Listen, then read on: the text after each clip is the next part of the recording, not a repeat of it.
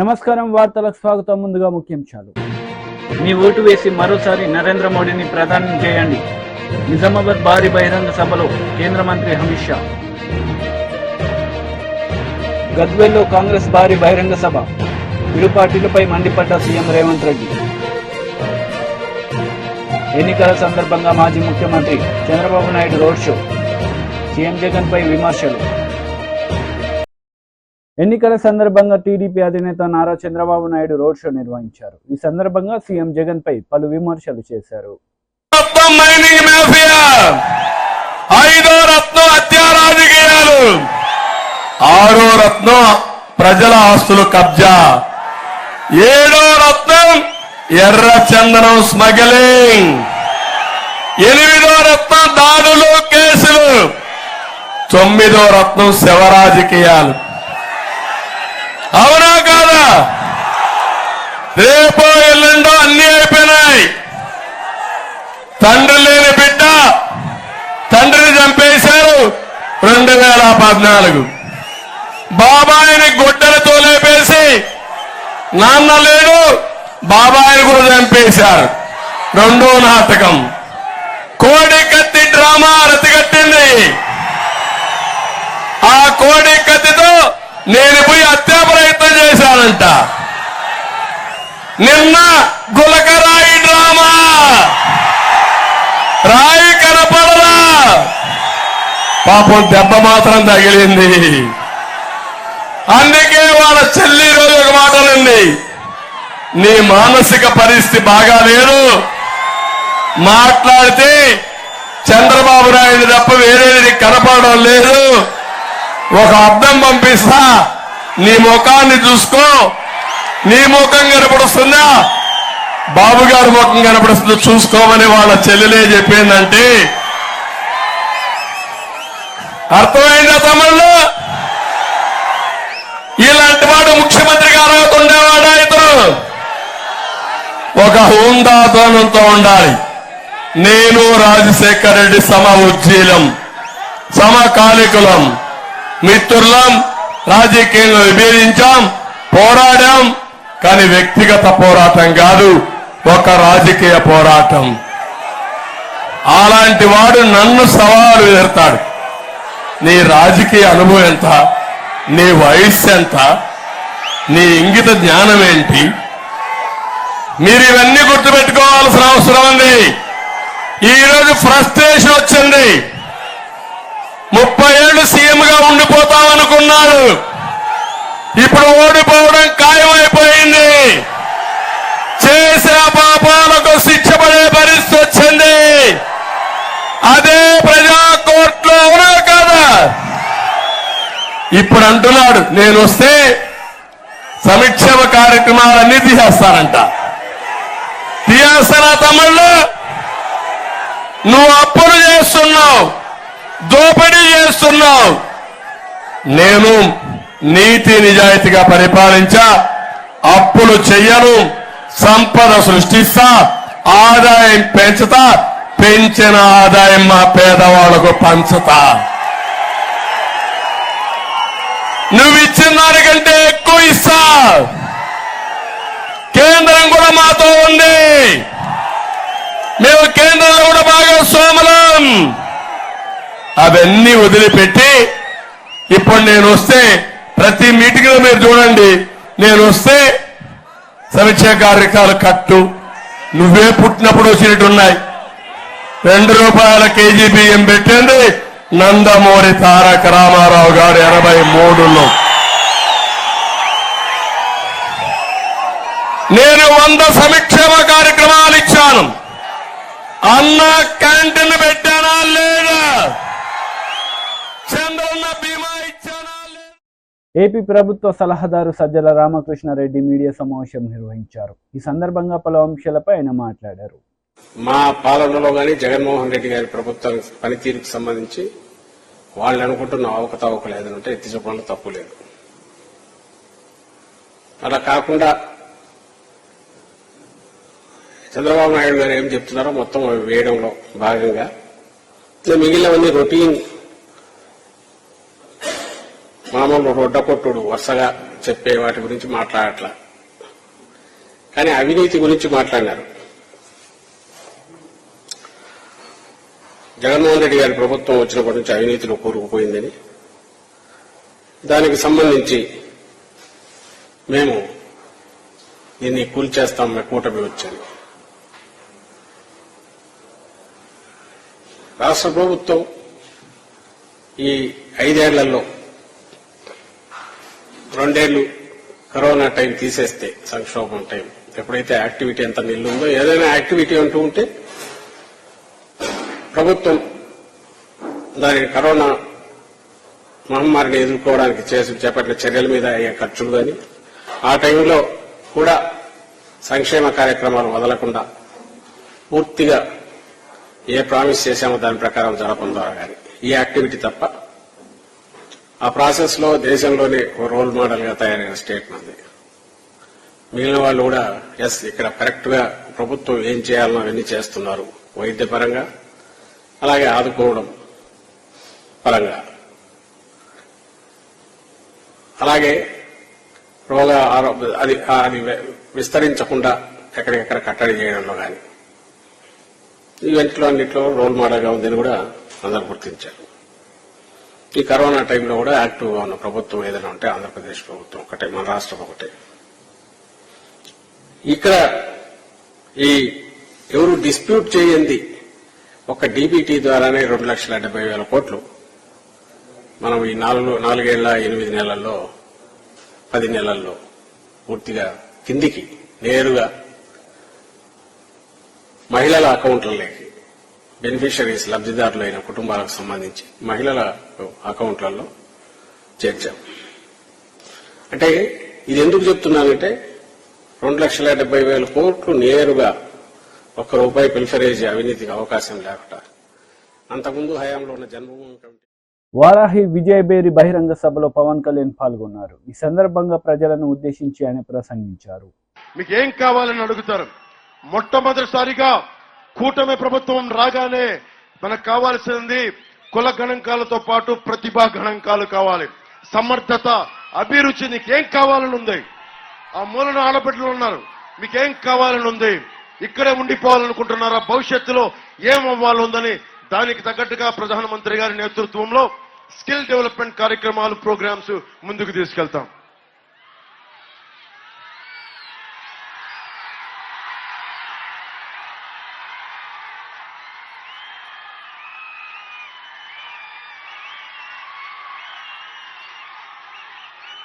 అలాగే ఇక్కడ జగన్ కి ముఖ్యంగా దాడిశెట్టి రాజా గారికి అనుకొని కూర్చొని వైసీపీ మద్దతుదారులందరికీ చెప్తున్నాను, నేను వాళ్ళు ల్యాండ్ గ్రాబింగ్ యాక్ట్ ను కొత్తది పట్టుకొచ్చారు. మేము ఊరికి దాన్ని ముసాయిదా అని చెప్పి ఈ రోజున కేవలం మనకు అభిప్రాయం తీసుకుంటున్నామని చెప్పి మనకి ల్యాండ్ యాక్ట్ ని కాస్త ల్యాండ్ టైటిలింగ్ యాక్ట్ ని కాస్త ఈ రోజున ల్యాండ్ గ్రాబింగ్ యాక్ట్ 25,000 కోట్లు మన పక్కనున్న వైజాగ్ లో దాదాపు సర్క్యూట్ హౌస్ సహా 25,000 కోట్ల రూపాయలని తాకట్టు పెట్టాడు. అలాంటి వ్యక్తి సొంత చెల్లికి ఆస్తులు పాస్తులు ఇవ్వలేదు, తల్లికి మర్యాద ఇవ్వడం, 30,000 మంది ఆడబిడ్డలు వెళ్ళిపోతే మాట్లాడడం. అలాంటి వ్యక్తి మాటలు మనం ఎలా నమ్ముతాం? 450 కోట్ల రూపాయలు భవన నిర్మాణ కార్మికుల సంక్షేమ నిధి నుంచి తీసుకున్నాడు. 1,300 కోట్ల రూపాయలు రంగులు మార్చడానికి, మనకి వైసీపీ రంగులు మార్చడానికి ప్రభుత్వ భవనాలకి తీయడానికి 1,000 కోట్లు. కానీ ఫీజు రీయింబర్స్మెంట్ కి డబ్బులు లేవు, కూర్చోబెట్టి భవన నిర్మాణ కార్మికులకు డబ్బులు లేవు. మరి ఇలాంటి వ్యక్తి చేతులు మీ ఆస్తి పాస్తులు పెడితే జగన్ మావాడు మనవాడు, లేదంటే దాడిశెట్టి రాజా మావాడు అనుకొని మీరు ఓట్లేస్తే మీ ఆస్తులు పాస్తులు అన్ని గాల్లో దీపం పెట్టినట్టే. ఇన్ని ఆస్తులు తాకట్టు పెట్టినాడు, రేపొద్దున భవిష్యత్తులో మీ ఆస్తులు తాకట్టు పెట్టడానికి గ్యారెంటీ ఏంటి? జీవో ఇష్యూ చేయలేదని చెప్తా ఉన్నాడు, అభిప్రాయ సేకరణ అంటున్నాడు, ఒకవైపు జీవోను కూడా ఇష్యూ చేశాడు. సో దీన్ని దృష్టిలో పెట్టుకొని నేను మీకు మర్యాదగా జాగ్రత్తగా ఆలోచించండి ఒకసారి. ఇది ప్రభుత్వానికి మీరు ముఖ్యంగా వైసీపీ మద్దతుదారులు చెప్తా ఉన్నాం, మీరు ఆలోచించుకొని ఓటేయండి. ప్రభుత్వం ఎలాగో మారిపోతుంది, కానీ వైసీపీ మద్దతుదారులు మీరు ఆలోచించుకోండి. భవిష్యత్తు మీది, ఆస్తిపాస్తులు మీవి మావి కావు. మేము రాగానే మనకి ల్యాండ్ గ్రాబింగ్ యాక్ట్ రద్దు చేసే బాధ్యత కూటమి ప్రభుత్వం తీసుకుంటుంది. గద్వేల్లో కాంగ్రెస్ పబ్లిక్ మీటింగ్ లో సీఎం రేవంత్ రెడ్డి పాల్గొన్నారు. ఈ సందర్భంగా ఆయన మాట్లాడారు. కర్రు గాల్చి వాత పెట్టాల్సిందే కదా, అవునా అవునా? మల్లు రవిని 1,00,000 ఓట్లతోని గెలిపించాలి. నేను 1,00,000 అంటే మీరు పక్కా అనాలి. ఓకే ఓకే, 1,00,000 1,00,000 1,00,000 1,00,000 1,00,000 1,00,000 1,00,000 1,00,000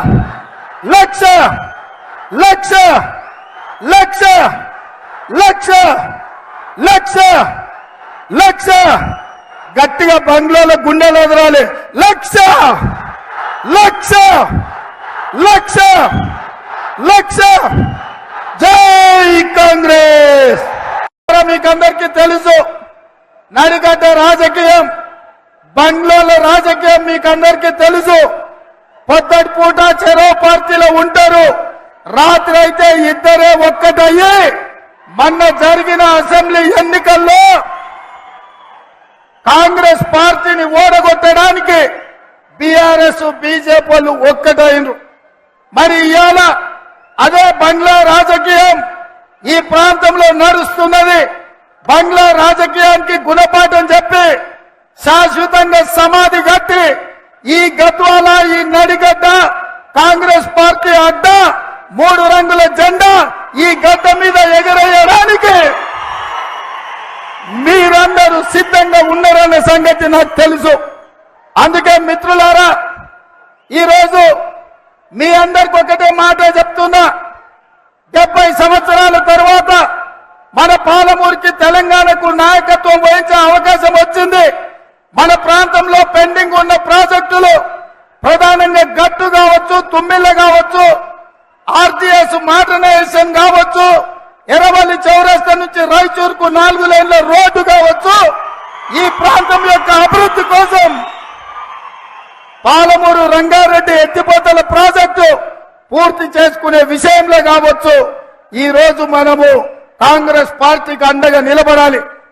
మిత్రులారా, ఈడికొచ్చిన మా నడిగడ్డ సోదరులను అడుగుతున్నా, బంగ్లాలో బొట్లో కత్తి పెట్టుకొని బయలుదేరిండ్రు కాంగ్రెస్ పార్టీని చంపాలని, ఈ ఎన్నికల్లో ఓడించాలని.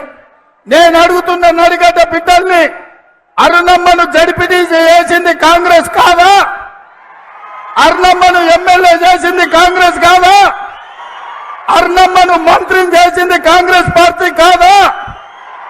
భరత్ సింహారెడ్డి ఏరియాలో చేసిన దందాలు కాంగ్రెస్ పార్టీని అడ్డం పెట్టుకొని 100,000 కోట్ల రూపాయలు సంపాదించుకోలేదా?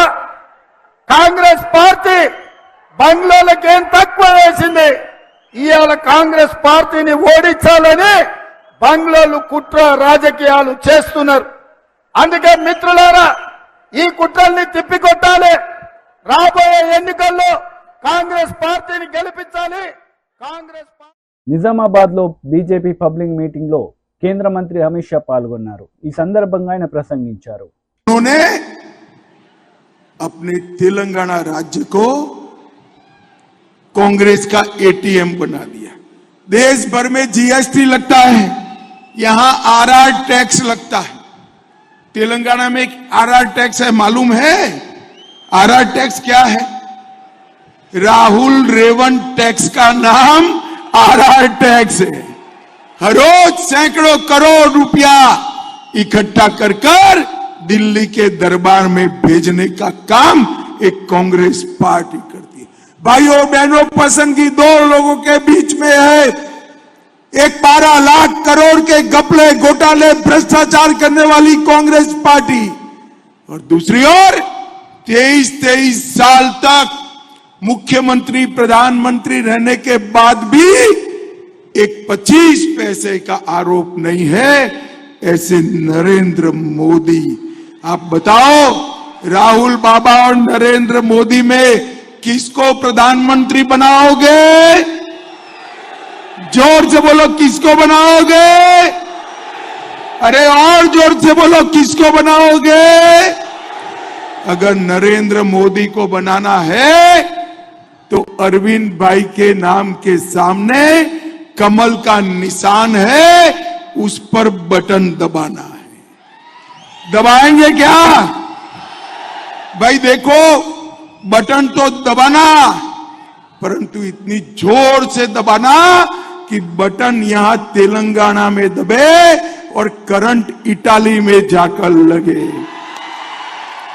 भाई और बहनों, ये असदुद्दीन ओवैसी, बीआरएस पार्टी और कांग्रेस पार्टी, ये मुसलमानों का तुष्टीकरण करने वाली एबीसी है। ए से मतलब है असदुद्दीन ओवैसी, बी से मतलब है बीआरएस, सी से मतलब है कांग्रेस पार्टी। ये तीनों लोग इकट्ठा होकर मुस्लिम तुष्टीकरण में डूबे रहते हैं। ये लोग भगवान राम की शोभा यात्रा पर प्रतिबंध लगाते हैं, रामनवमी का जुलूस निकालने नहीं देते हैं, हैदराबाद मुक्ति संग्राम की याद में हैदराबाद विमोचन दिन मनाने नहीं देते हैं, ये सीए का विरोध करते हैं, ये यूसीसी का विरोध करते हैं, और ये तीनों राम मंदिर की प्राण प्रतिष्ठा का भी विरोध करते हैं। भाइयों, मैं आपको बताना चाहता हूं, ये लोग झूठ के आधार पर पॉलिटिक्स करने वाले। कांग्रेस पार्टी ने कहा मोदी जी बहुमत में आएंगे तो रिजर्वेशन हटा देंगे। अरे भाई, अक्कल कहां घास चरने गई है? मोदी जी के पास 10 साल से पूर्ण बहुमत है। कितने साल से है भाई? जोर से बोलो, कितने साल से? मोदी जी ने पूर्ण बहुमत का उपयोग रिजर्वेशन हटाने में नहीं किया, आरक्षण हटाने में नहीं किया, बहुमत का उपयोग धारा 370 हटाने में किया, बहुमत का उपयोग ट्रिपल तलाक समाप्त करने में किया, बहुमत का उपयोग राम मंदिर बनाने में किया, बहुमत का उपयोग पीएफआई को खत्म करने में किया। भाई और बहनों, मेरे वीडियो से छेड़खानी कर फेक वीडियो बनाए और भ्रांति फैलाना चाहते हैं। रेवंत रेड्डी, ये अच्छा नहीं लगता है। फिर कहते हो कि दिल्ली पुलिस मेरे पीछे पड़ी है। भाई, फेक वीडियो बनाओगे तो और क्या होगा? ये केसीआर मोदी जी से हिसाब मांगते हैं। तेलंगाना का कितना टैक्स हुआ, हमें हिसाब दीजिए। अरे केसीआर, तेलंगाना हिसाब तो मैं आराम से आज जल्दी है, जरा आऊंगा तब दे दूंगा, मगर शराब घोटाले में तेलंगाना की जनता का कितना रुपया खा गए, इसका हिसाब आप तेलंगाना की जनता को दीजिए। भाई, तेलंगाना की जनता, भाई और बहनों, ये बीआरएस पार्टी ने तेलंगाना को बर्बाद करने का काम किया है। मैं आपको बताकर जाता हूं, मोदी जी के नेतृत्व में आप एक बार फिर से सरकार बना दीजिए, तेलंगाना को देश का नंबर 1 राज्य बनाने का काम भारतीय जनता पार्टी करेगी। भाई और बहनों, मैं ज्यादा बात करना नहीं चाहता। मोदी जी ने देश के 80 करोड़ गरीबों के लिए ढेर सारे काम किए। మాజీ మంత్రి హరీష్ రావు కీలక ప్రెస్ మీట్ నిర్వహించారు. ఈ సందర్భంగా పలు అంశాలపై వివరణ ఇచ్చారు. రాష్ట్రంలో ఉన్నటువంటి మహిళలకు సరాసరి అందుతుంది. చేత యోజన మార్చాలనుకుంటుంది. తెలంగాణ में हमने आपको गारंटीज दी थी, उनको हमने पूरा करके दिखाया. తెలంగాణ ప్రజలకు మేము గ్యారెంటీలు ఇచ్చాము, అవి పూర్తి చేసి చూపించాము. महिलाओं के बैंक अकाउंट में 2500 रुपए తెలంగాణ की सरकार डालती. తెలంగాణలో ఉన్న మహిళలకు 2500 రూపాయలు వాళ్ళ బ్యాంక్ అకౌంట్ లో నేరుగా వేస్తున్నది.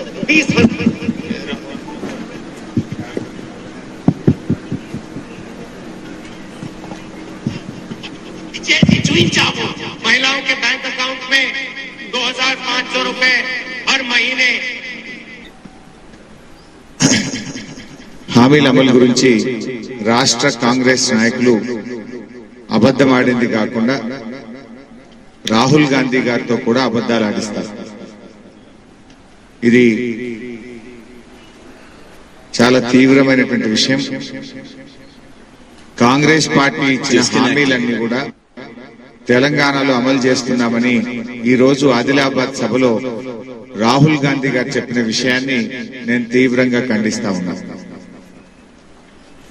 ఏ హామీలు అమలు చేశారో, ఏ హామీలు అమలు చేయలేదో శ్వేతపత్రాన్ని విడుదల చేయాలని చెప్పి కూడా డిమాండ్ చేస్తా ఉన్నాను. రేవంత్ రెడ్డి గారే అబద్దాలకు బ్రాండ్ అంబాసిడర్ అంటే రాహుల్ గాంధీ గారు అంతకంటే అబద్దాల కోరని ఇవాళ నిర్మల్ సభలో రుజువైంది. ఆయన రాహుల్ గాంధీ కాదు, రాంగ్ గాంధీ. ఆయన రాహుల్ గాంధీ కాదు, రాంగ్ గాంధీ అని నిరూపించుకున్నారు.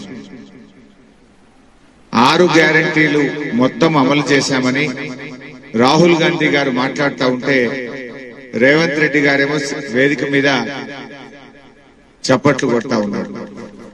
నిజంగా 6 గ్యారంటీలు అమలైనాయా? ఇవాళ రాహుల్ గాంధీ గారు నిర్మల్ సభలో మాట్లాడుతూ మహిళల అకౌంట్ లో 2,500 రూపాయలు ప్రతి నెల వేస్తున్నామని చెప్పి ఆయన సభలో చెప్పారు. అంటే అసలు వేయని డబ్బులు వేస్తున్నట్టు రాహుల్ గాంధీ గారు చెప్పడం అంటే ఈ రాష్ట్ర మహిళల్ని అవమానపరచడం, ఈ రాష్ట్ర ప్రజల్ని తప్పుదో పట్టించడం, రాష్ట్రంలో ఏం జరుగుతుందో కనీస అవగాహన లేకుండా రాహుల్ గాంధీ గారు మాట్లాడడం అంటే 140 ఏండ్ల చరిత్ర కలిగిన కాంగ్రెస్ పార్టీ ఎంత భావదరిద్రంగా ఉందో మనకు అర్థమవుతా ఉంది. ఈ రోజు రాహుల్ గాంధీ గారి వీడియో మీకు చూపిస్తాను. రాహుల్ గాంధీ గారు నిర్మల్ సభలో ఇవాళ మాట్లాడుతూ మేము ప్రజలకు హామీ ఇచ్చిన 6 గ్యారంటీలు అమలవుతున్నాయి అంటున్నాడు ఆయన. అది మొదటి అబద్ధం. రెండవ అబద్ధం ఆయన గారు అంటున్నాడు మహిళల అకౌంట్ లో నెలకు 2,500 రూపాయలు జమ చేస్తున్నాం, సంవత్సరానికి 30,000 రూపాయలు మహిళల అకౌంట్ లో ఇస్తున్నామని చెప్పారు. మరి నిజంగా ఈ రాష్ట్రంలో మహిళల అకౌంట్ లో 2,500 ఏ ఒక్క మహిళ కన్నా జమైనాయా? సంవత్సరానికి 30,000 వస్తున్నాయా? మరి ఇది స్క్రిప్ట్ రైటర్ తప్ప ఇద్దరు కలిసే ఈ రాష్ట్ర ప్రజల్ని తప్పుదో పట్టిస్తున్నారు. రాహుల్ గాంధీ గారికి రాసిచ్చింది ఎవరు? ఈ రాష్ట్ర ప్రజల్ని తప్పుదో పట్టిస్తున్నది ఎవరు? లేదు, రాహుల్ గాంధీ గారు కూడా ఆయన గారు తప్పు చెప్పాలి. ఇద్దరం కలిసి రేవంత్ రెడ్డి, రాహుల్ గాంధీ ఇద్దరు తోడు. టీడీపీ జాతీయ అధికార ప్రతినిధి కొమ్మారెడ్డి పట్టాభిరావు మీడియా సమావేశం నిర్వహించారు. ఈ సందర్భంగా పలు అంశాలపై ఆయన మాట్లాడారు. సార్, కాంగ్రెస్ పార్టీ నుంచి ఒక ఫిర్యాదు రాగానే మీరు సిఐడి ఎంక్వైరీ చేశారు. సరే, అది మేము చట్టపరంగా దాన్ని ఎట్లా డీల్ చేయాలో మేము చేస్తాం. మేము దానికేమి భయపడట్లేదు. లేదంటే మీరు తీసుకున్నటువంటి చర్యను మేమేం ప్రశ్నించట్లా. కానీ రెండవ పక్కన ఇవాళ పెన్షన్ల విషయంగా మీరిచ్చినటువంటి ఆదేశాలను కూడా తొంగలో దొక్కుతూ ఎలక్షన్ కమిషన్ ఏమైనా ఆదేశాలు ఇచ్చింది? ఇంటింటికి వెళ్ళి పెన్షన్ ఇవ్వద్దని చెప్పిందా ఎలక్షన్ కమిషన్? ఇంటింటికి వెళ్ళి పెన్షన్ ఇవ్వద్దని ఎలక్షన్ కమిషన్ ఎక్కడైనా చెప్పిందా? మీరు ఇచ్చినటువంటి సర్క్యులర్లో ఎక్కడైనా డోర్ టు డోర్ పెన్షన్స్ ఇవ్వద్దని ఎక్కడైనా ఉందా? పెన్షనర్స్ ఎవరు ఇబ్బంది పడకుండా సజావుగా ప్రక్రియని కొనసాగించండి. కేవలం వాలంటీర్స్ మాత్రమే మీరు పక్కన పెట్టండి. ఆల్టర్నేటివ్ అరేంజ్మెంట్స్ చూసుకోండి అని మీరు ఇచ్చారు కదా, ఎలక్షన్ కమిషన్ ఇచ్చింది కదా. మేము అదే కదా మేము ప్రశ్నిస్తూ ఉన్నాం. దాన్నే కదా మేము గట్టిగా నిలదీస్తూ ఉన్నాం. ఇవాళ ఎలక్షన్ కమిషన్ అంత స్పష్టంగా ఆదేశాలు ఇచ్చినా కూడా ఇక్కడ ఉన్నటువంటి చీఫ్ సెక్రటరీ జవహర్ రెడ్డి గాని, వైసీపీకి కొమ్ముగాసినటువంటి కొంతమంది అధికారులు చేస్తున్నటువంటి దురాఘాతాల వల్ల వృద్ధులు అకారణంగా ప్రాణాలు పోగొట్టుకుంటున్నారు. ఇదే కదా మేము చెప్తున్నది. కానీ ఇవాళ వైఎస్ఆర్ కాంగ్రెస్ పార్టీ వాళ్ళు ఫోన్ కాల్స్, రికార్డెడ్ మెసేజ్లు, రకరకాలుగా మా పైన దుష్ప్రచారం, మేమేదో అడ్డుకున్నట్టు, ఏదో పెన్షన్లకు అడ్డుపడుతున్నట్టు రకరకాలుగా మా పైన దుష్ప్రచారం చేస్తూ ప్రజలకి రకరకాలుగా వాయిస్ మెసేజ్లు, రికార్డింగ్లు అవి ఇవి పంపిస్తుంటే మరి దానిపైన సిఐడి కేసు పెట్టదా సార్? మేము చేశాంగా ఫిర్యాదు దానిపైన కూడా. దానిపైన మరి మీరు సిఐడి ఎంక్వైరీ ఆదేశించారా సిఇఓ గారు? దయచేసి please take action sir, please kindly take action. When one political we are telling the truth. మేము నిజాలు చెప్తుంటే మా పైన సిఐడి కేసులు, ఒక పక్కన మీరిచ్చినటువంటి ఆదేశాలని తొంగలో తొక్కి, it is an order, it is a direction given by the honourable election commission. మీరిచ్చినటువంటి ఆదేశాలను తొంగలో తొక్కి ఒక చీఫ్ సెక్రటరీ ఇష్టానుసారం వ్యవహరిస్తూ ఇవాళ వృద్ధులు ప్రాణాలు పోగొట్టుకుంటూ ఉంటే దాన్ని మేము ప్రశ్నిస్తూ ఉంటే మా పైన విష ప్రచారం చేస్తున్నటువంటి వైఎస్ఆర్ కాంగ్రెస్ పార్టీ మరి వాళ్ళని ఏ రకంగా కట్టడి చేయాలి సార్? మరి వాళ్ళపైన ఎంక్వైరీలు ఉండవా? మీరిచ్చినటువంటి ఆదేశాలని తొంగలో దొక్కుతున్నటువంటి ఒక అధికార పార్టీ ప్రభుత్వం, వాళ్ళు మా పైన చేసినటువంటి దుష్ప్రచారం, దానిపైన ఎటువంటి చర్యలు ఉంటాయి? సిఇఓ గారు, we are requesting you, what is the action that is being initiated? Is action not required on such kind of false propaganda? We are telling the truth.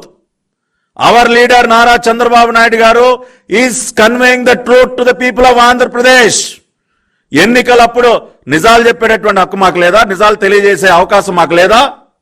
Nara Lokesh గారు కానీ నారా చంద్రబాబు నాయుడు గారు కానీ ఉన్న వాస్తవాలు తెలియజేస్తా ఉంటే వాళ్ళేదో ఒక కంప్లైంట్ ఇచ్చారని సరే సిఐడి ఎంక్వైరీ సార్, దానివల్ల మాకేమీ పెద్ద ఇబ్బంది ఏం లేదు. ఎందుకంటే truth will always remain the truth and we are not questioning your action also. I'm saying this once again, we are not questioning the election commission. We are only requesting you to take action on the false propaganda that is being carried out by the YSR Congress party. YSRCP చేస్తున్నటువంటి దుష్ప్రచారం పైన దయచేసి చర్యలు తీసుకోండి. వార్తలు ముగించే ముందు ముఖ్యాంశాలు మరోసారి. మీ ఓటు వేసి మరోసారి నరేంద్ర మోడీని ప్రధాని చేయండి. నిజామాబాద్ భారీ బహిరంగ సభలో కేంద్ర మంత్రి అమిత్ షా. గద్వేల్లో కాంగ్రెస్ భారీ బహిరంగ సభ, ఇరు పార్టీలపై మండిపడ్డ సీఎం రేవంత్ రెడ్డి. ఎన్నికల సందర్భంగా మాజీ ముఖ్యమంత్రి Chandrababu Naidu road show, CM Jagan పై విమర్శలు. ఈ వార్తలు ఇంతటితో సమాప్తం. తిరిగి ప్రసారమయ్యే వార్తల్లో మళ్ళీ కలుద్దాం. అంతవరకు సెలవు. నమస్తే.